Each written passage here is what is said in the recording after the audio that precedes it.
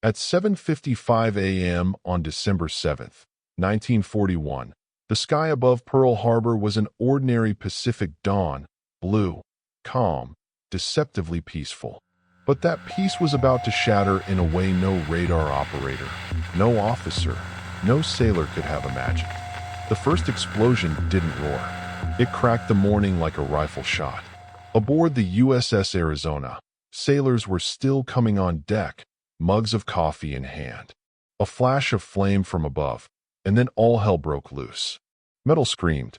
Fire leapt from ship to ship. Smoke thickened into a black wall that swallowed the sun. For a terrifying moment, the harbor became a living inferno. Sailors thrown into the water, oil burning on the surface, men screaming, some calling out for loved ones they would never see again. And through all of this chaos, one question hung in the air like a curse. How had they not seen it coming? Somewhere north of Pearl Harbor, there was a radar station, a room full of blinking lights and dials, two tired operators staring at a small, green-screen cathode ray tube. Hours earlier, that screen had shown something massive approaching. Not one airplane, not a squadron, a blip the size of a storm front, moving with purpose, speed, and direction. It shouldn't have been there. It did not fit anything the operators knew. Nothing on training maps. Nothing in intelligence briefings. Yet there it was, inching closer. At 7:02, the report was passed up the chain. A report that should have sparked alarm. Instead, it was dismissed. Too many contacts, someone said. Probably American flights, said another. So the operators went back to monitoring routine blips, not knowing they had just watched the tip of a wave that would crush an entire Pacific fleet. Within minutes, nothing remained routine. Explosions thundered. Aircraft shrieked. Battleships listed and sank. The quiet morning was gone forever. Some of the men in that radar room heard the distant thunder, and only then did the truth begin to dawn on them. They had seen the threat, but nobody believed them. And that disbelief would cost nearly 2,400 American lives. Before the first bomb hit, the alarm was already there, hidden in plain sight. And yet, no one woke up in time. Several hours before Pearl Harbor erupted into fire and smoke, the war did not look like war at all. It looked like routine. At the northern tip of Oahu, inside a small, dimly lit radar station, the air was thick with boredom and fatigue. The kind that settles in when nothing ever happens, and everyone is certain that nothing will. Private George Elliott and Private Joseph Lockhart had been awake since before dawn. Their shift was supposed to end at 7 a.m. In a few minutes, they would shut the system down, pack their things, and leave for breakfast. This radar station wasn't considered important. Radar itself was new, experimental, untrusted. Most officers still believed wars were detected by scouts, ships, spies, not by glowing green lines on a flickering screen. The SCR-270 radar hummed softly as it rotated. The screen glowed. Thin lines swept across the glass, erasing and redrawing the world every few seconds. Usually, there was nothing to see.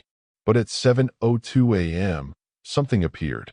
At first, Elliot thought it was a glitch. The blip was too large, too solid, too persistent. He adjusted the controls.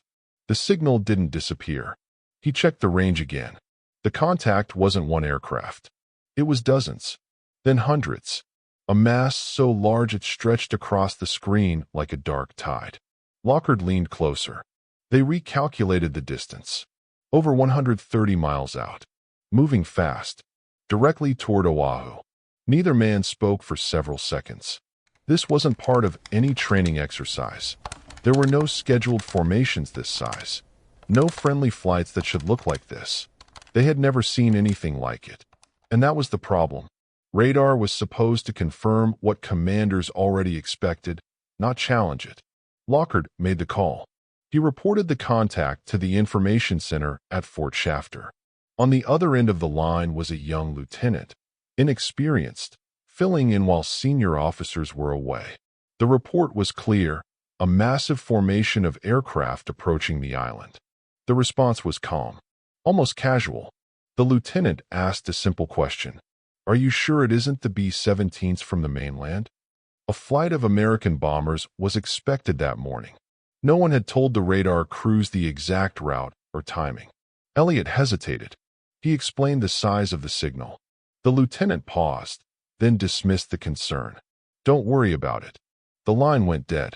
Inside the radar station, the screen kept glowing. The contacts kept moving closer. The operators stood there, staring at proof that contradicted everything they had been taught to believe. They could have argued. They could have called again. But the system did not reward doubt. It rewarded obedience. So they did what soldiers are trained to do when told nothing is wrong. They waited. Outside, the sun rose higher. The island woke up, and the largest air attack in naval history continued its silent approach, completely unchallenged. In that quiet room, surrounded by equipment built to see the future, two men watched destiny move across a screen and disappear. At 7:48 a.m., the sky over Oahu changed forever. At first, it wasn't chaos. It was confusion. Sailors on the decks of the USS Arizona looked up, squinting into the rising sun. The sound they heard wasn't an alarm. It was engines. Many engines. Coming from the north. Aircraft were common at Pearl Harbor. Drills were routine. No one ran. No one reached for weapons. Then the first bomb fell. It struck the seaplane ramp near Ford Island, exploding in a column of water and fire. A second later, a torpedo slammed into the side of the USS Oklahoma. The sound was not a single explosion. It was a tearing roar, metal screaming as it was ripped open. Men froze. Some thought it was an accident. Others thought it was training gone wrong. Then machine gun fire raked the decks. Red circles flashed past canopies. The aircraft were painted differently. Not American. Rising sun insignia filled the sky. Only then did the word spread, whispered, then screamed. This is not a drill. On Battleship Row, men ran barefoot across steel decks still wet with morning dew.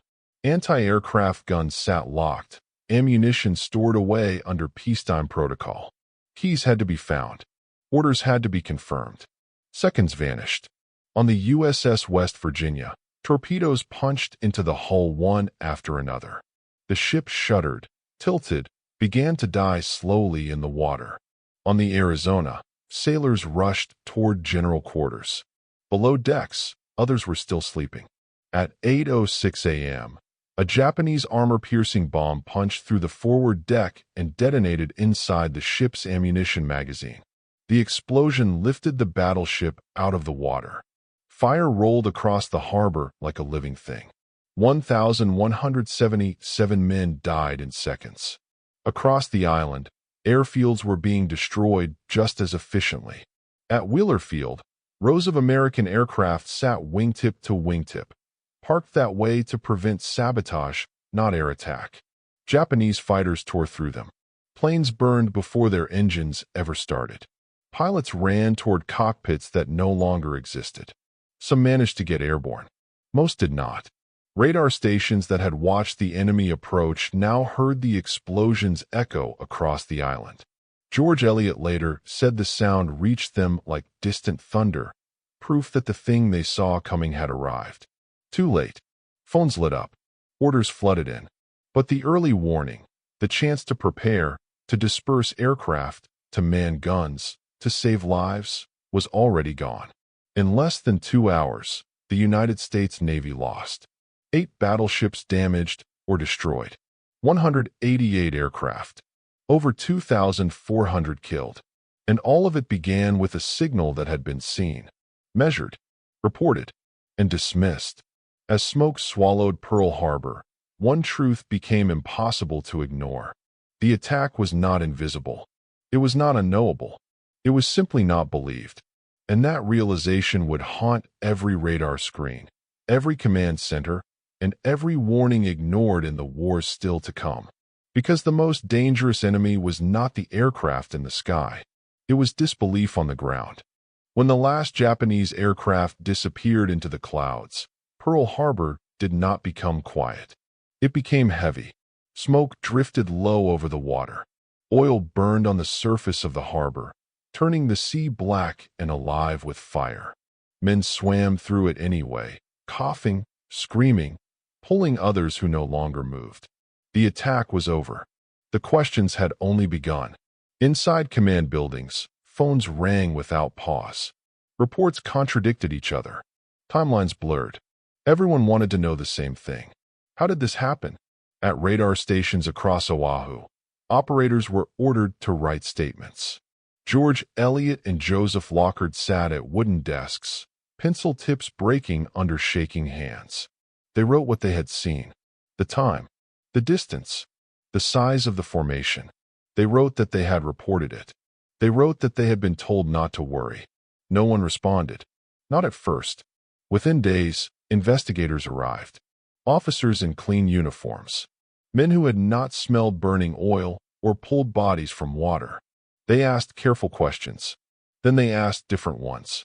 Why hadn't the radar operators insisted? Why hadn't they called again? Why hadn't they understood what they were seeing? The implication hung in the air, unspoken but sharp. If you knew, why didn't you stop it? The operators had no answer that mattered. Radar was new. Doctrine was unclear. Authority was rigid. You did not argue with orders. You did not challenge officers. And you certainly did not imagine an enemy capable of something this precise, this bold. As the investigation continued, something else began to happen. The story changed. Publicly, Pearl Harbor became a complete surprise. A bolt from the blue. An unavoidable disaster.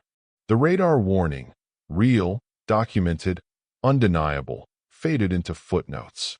It was inconvenient. Because if the warning was acknowledged, then failure had names.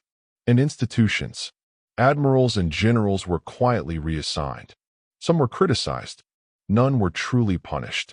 The burden settled instead on lower levels, where mistakes could be framed as inexperience rather than systemic blindness. Meanwhile, the men who had seen the attack coming returned to obscurity. Elliott left the service not long after. Lockhart rarely spoke about that morning.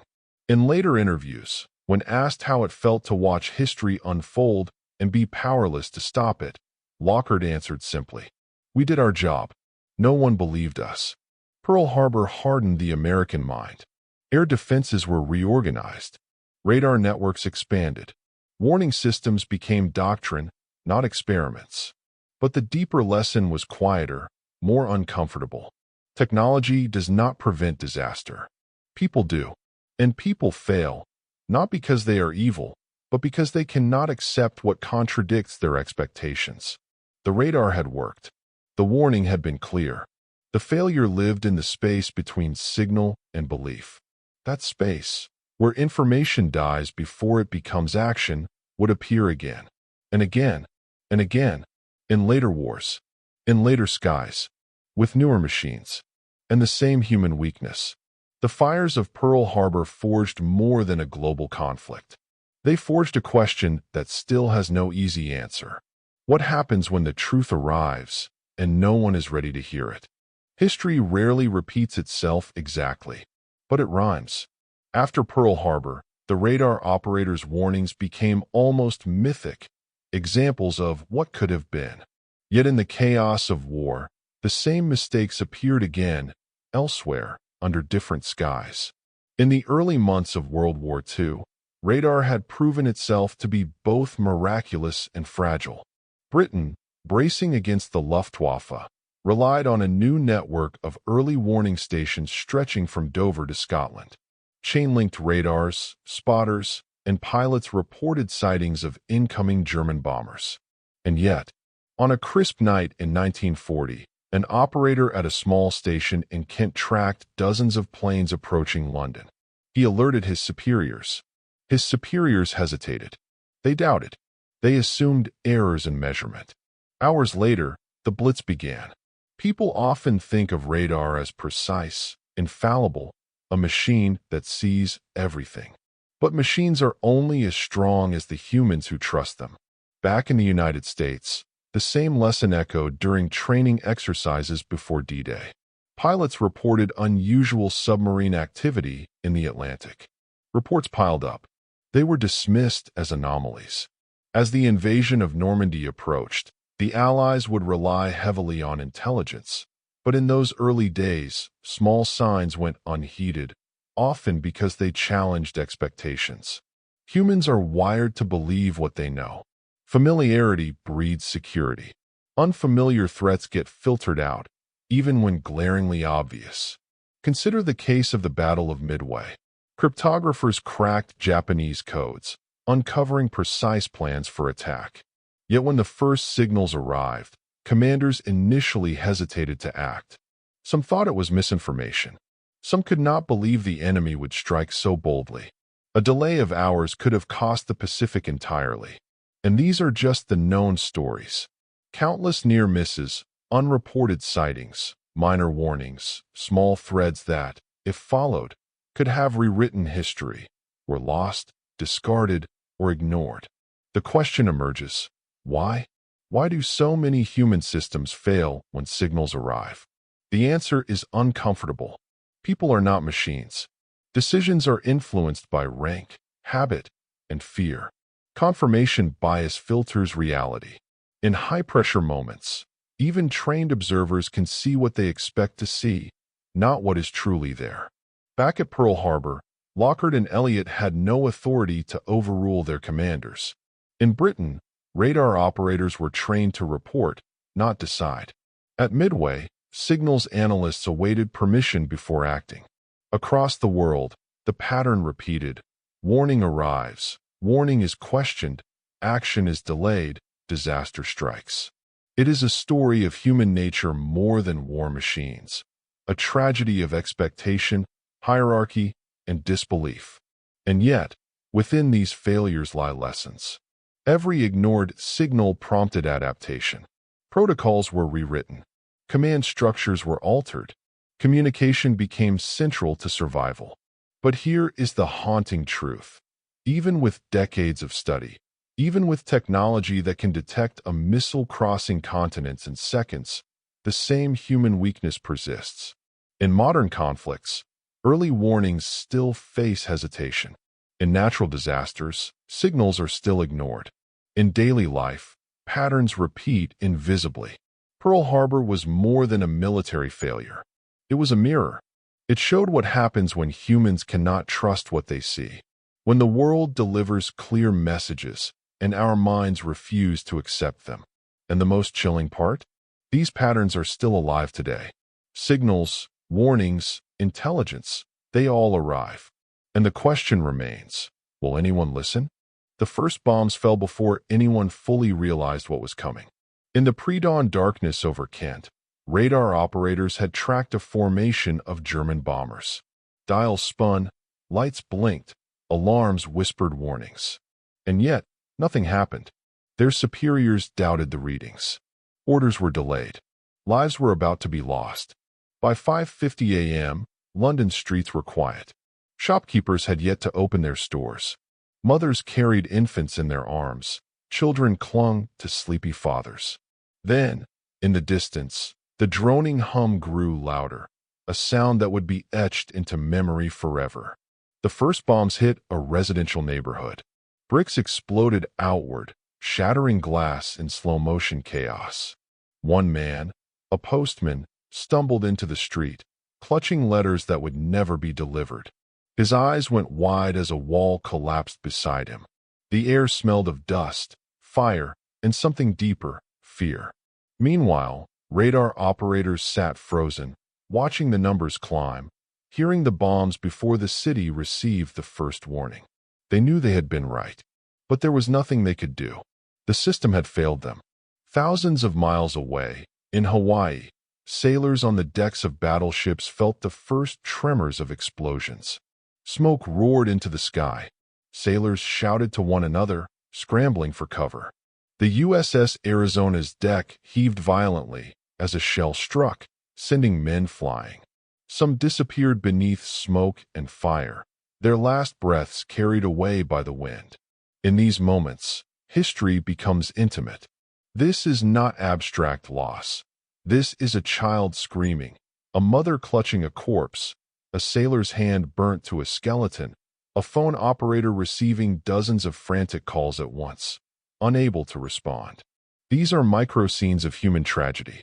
But the real horror lies in the what could have been. A few hours earlier, the warnings had been clear. A pattern of approaching danger, recorded in blinking lights and numbers. The message had been delivered. Humans had ignored it. The cost was incalculable. And yet, in the midst of the horror, small acts of courage emerged. One radar operator, realizing the impossibility of halting the attack, ran through the streets of his station, banging on doors, warning civilians.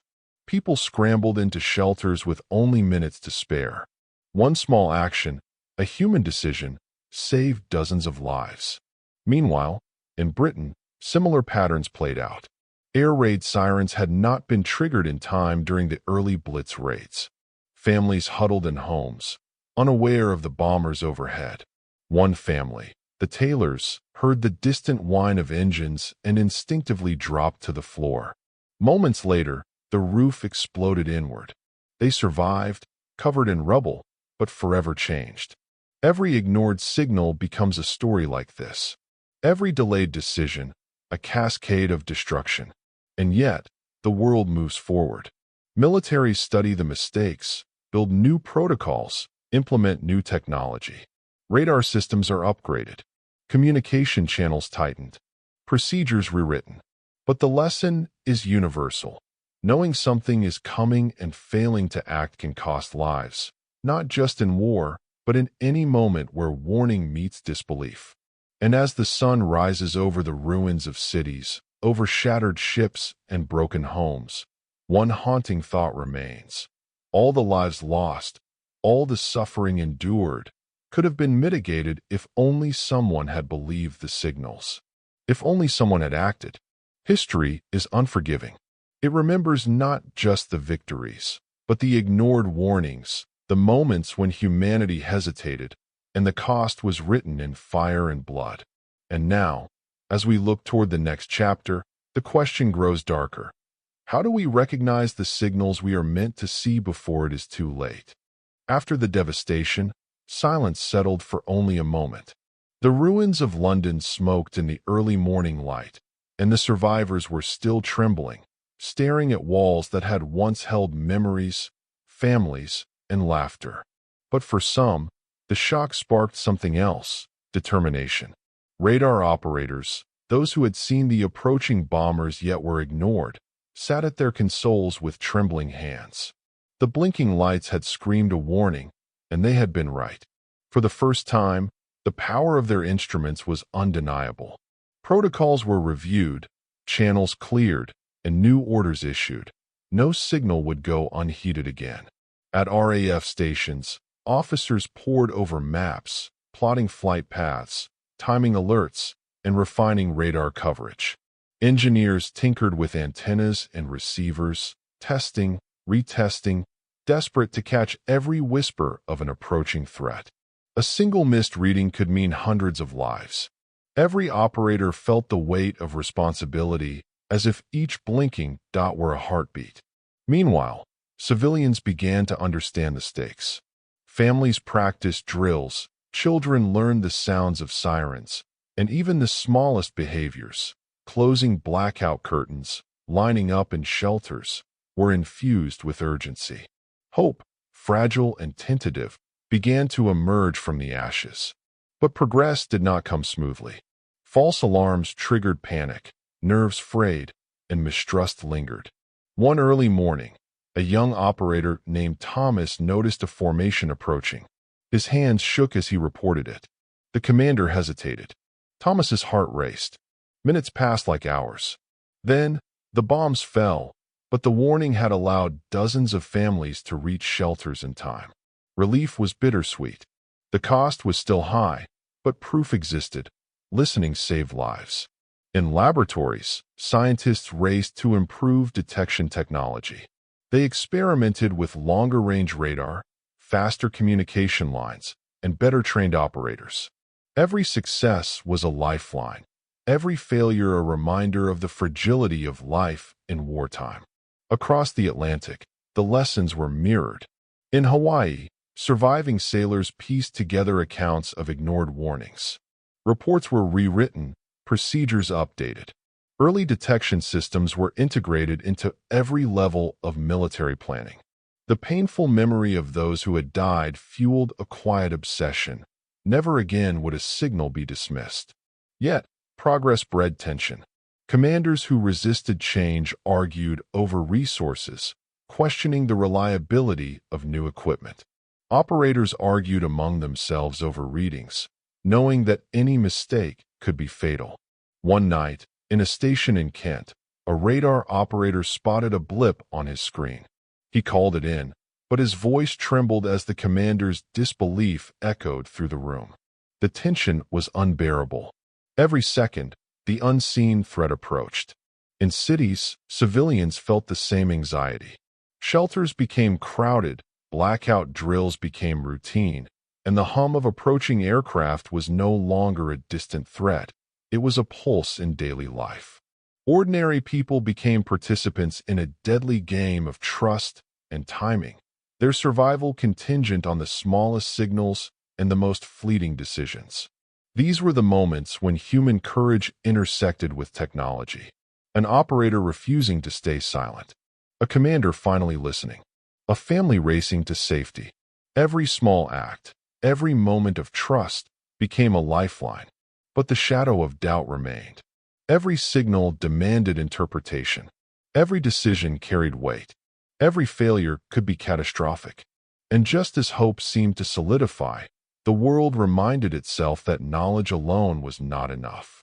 Enemy tactics evolved, new aircraft appeared, faster and harder to detect. Radar screens filled with unknown blips. Operators felt déjà vu, the tension of being ignored, the fear of failure, haunting them anew. The lesson of this chapter is clear. Seeing is only half the battle. Believing, acting, and adapting define survival. And as the war raged on, every heartbeat, every warning, every human decision would be tested again. By the end of this part, one question lingers, chilling and persistent. Can humanity ever fully trust its own eyes before it is too late? The night was unnaturally still, broken only by the faint hum of machinery and the occasional clatter of a clipboard in the dimly lit operations room. Radar operators leaned forward, eyes glued to screens, fingers hovering over switches. Every blip, every flicker could mean life or death. The war had taught them to expect the unexpected, but no lesson prepared them for the tension of this night. Outside, the air was thick with fog, masking the silhouettes of buildings and streets. Soldiers patrolled in silence, boots muffled on wet cobblestones, while families huddled in shelters, praying their lives would not be touched by the invisible storm overhead. The city seemed to hold its breath. At one RAF station, a young operator named Eleanor noticed something unusual, a series of faint blips, moving in a pattern she did not recognize. Her heart raced as she called her superior. The response was cautious disbelief. "It's probably interference," he muttered. Eleanor's knuckles whitened around the edge of the console. She had seen patterns before. This felt different. Minutes dragged into eternity. The blips grew stronger, moving faster, more precise. The commander's skepticism wavered. Orders were given to scramble interceptors. Outside, the distant roar of engines cut through the night. Eleanor's voice shook as she reported every detail, knowing the lives of thousands now hinged on her accuracy. Meanwhile, in the city below, civilians were stirring, sensing something was wrong. Sirens began their eerie wail, slicing through the fog and the silence. Families ran for shelters, clutching children and neighbors, hearts pounding. Each second stretched, elongated by fear. One wrong decision, and the night could turn into carnage. Back in the control room, tension mounted. An officer argued with a radar operator over the readings, pointing to empty space where blips should not exist. The operator argued back, insisting the radar was accurate. Sweat ran down brows, fingers trembled over dials, Voices rose and fell in panic and determination. The machinery, once cold and impersonal, seemed almost alive, its blinking lights a pulse of anxiety and urgency. As the first enemy bombers pierced the clouds, the reality of war struck like a thunderclap. Anti-aircraft guns roared to life, tracer fire lighting the sky, illuminating the smoke and fog in brief, violent flashes. Explosions rippled through the city outskirts, sending tremors through the ground. In that chaos, Eleanor's warnings saved dozens of lives, guiding pilots and rescuers alike. But the cost was visible in shattered rooftops and streets scarred by fire. This night became a crucible. Technology met human instinct, and neither could succeed alone. Operators learned to trust their instruments, but also to trust their intuition, their understanding of patterns and timing. Commanders learned to act quickly, weighing skepticism against the possibility of catastrophe. And civilians, caught in the maelstrom, learned how fragile life could be, how every heartbeat mattered. Across the country, similar stories unfolded. Radar stations across the coast reported strange blips, some dismissed, others investigated. Some warnings came too late. Some planes slipped through the defenses. Each success was tempered by failure. Each failure a reminder of the razor-thin line between survival and death. By dawn, the night's events were etched into memory. Cities bore scars, but lessons had been learned. Protocols were rewritten, operators retrained, and commanders reminded themselves that in war, hesitation could be fatal. The first true test of the radar system had ended, but the war was far from over. And as the sun rose over the battered landscape, one haunting question lingered. If the technology meant to protect us can almost fail, can we ever truly feel safe? The first light of morning revealed a city changed. Streets that had been quiet the night before were now a tangle of debris, overturned carts, and shattered windows. Smoke still lingered in the alleys, curling like ghostly fingers through the morning fog. People emerged cautiously from their shelters, faces streaked with soot and eyes wide with disbelief. The air smelled of charred wood and fear. Eleanor, the radar operator, stepped out of the dim control room into the pale sun, her uniform dusty, her hands trembling. She had spent the night peering into a glowing screen, tracking shapes that could kill thousands. And yet, stepping onto the streets, she felt the enormity of what had happened. Each person she passed was a story, a life, a heartbeat that had survived, or had not. Commanders gathered, pacing in tight rooms, maps spread across tables like battlefields frozen in ink. Every report was scrutinized, every warning re-examined. Mistakes were dissected with clinical precision. Why had some blips been dismissed? Why had some planes slipped through? The tension in the room was palpable, voices low but sharp, like knives cutting through the morning air. Across the city, families assessed their losses. A mother wept over a destroyed home, clutching the ashes of photographs and letters. Children, too young to understand fully, clung to parents, their small hands sticky with soot, faces pressed against shoulders. The survivors moved through the ruins like ghosts, each step a mix of relief and disbelief. At the radar station, Eleanor returned to her console, determined to understand. She traced the flight paths of the enemy planes, noting patterns, timing, and errors. Every misstep was a lesson, every successful warning a fragile victory. The machines hummed as if in quiet support, their lights blinking like sympathetic eyes. She realized that technology alone could not protect the city. Human intuition, courage, and split-second decisions were just as vital. News spread quickly. Other radar stations reported similar near misses and minor successes. Across the coast, military leaders debated responses, more patrols, earlier scrambles, better communication. Yet the unease lingered. For every plane intercepted, one might slip through. For every life saved, another could be lost. The invisible threat hovered constantly, like a shadow over the population. Civilian life tried to resume. Markets reopened with caution, children went back to school, and trains ran on schedule. But fear clung to the streets like morning mist. Every plane overhead triggered whispers. Every engine sound stirred panic. The city was learning a new rhythm, survival measured in seconds, every heartbeat a gamble. Meanwhile, in private quarters, commanders and operators faced another reality: psychological strain. Sleepless nights, hypervigilance, and the constant hum of potential disaster left scars deeper than physical damage. Eleanor often found herself staring at the radar screens in silence, haunted by faces she could not save, by choices she had made in milliseconds. The weight of responsibility was immense. As the days passed, lessons were written into manuals, protocols were written, and new procedures established.